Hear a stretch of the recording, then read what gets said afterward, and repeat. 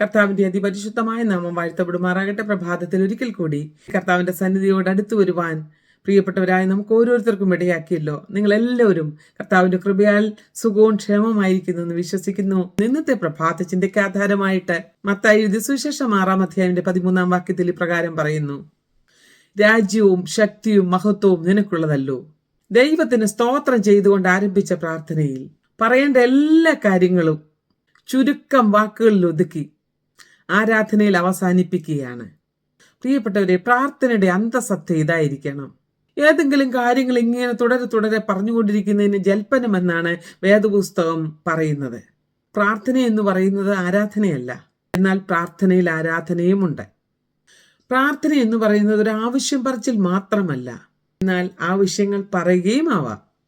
പ്രാർത്ഥനയിലെല്ലാം ഉണ്ട് ദൈവത്തോടുള്ള ബന്ധം, അതിൻ്റെ ആഴങ്ങൾ, സ്തോത്ര അർപ്പണങ്ങൾ, അഭയയാചന, ക്ഷമാപണം, ആരാധന, ഇതെല്ലാം നിറഞ്ഞതായിരിക്കണം ഒരു പ്രാർത്ഥന. പ്രിയ ദൈവവൈതലേ, നമ്മുടെ പ്രാർത്ഥനയിൽ ഉയർന്നു നിൽക്കുന്നത് ഞാൻ, എൻ്റെ, എനിക്ക് എന്നൊക്കെയല്ലേ? എന്നാൽ കർത്താവ് പഠിപ്പിച്ച പ്രാർത്ഥനയിൽ എൻ്റെ കാര്യത്തെക്കാൾ ഉപരി മറ്റുള്ളവരെ പരിഗണിക്കുവാൻ പ്രാർത്ഥന നമ്മെ സഹായിക്കണം. അതിനായിട്ട് ദൈവം ഈ പ്രഭാതത്തിൽ എല്ലാവരെയും സഹായിക്കുമാറാകട്ടെ. ആമേൻ, ആമേൻ. മറാനാഥ.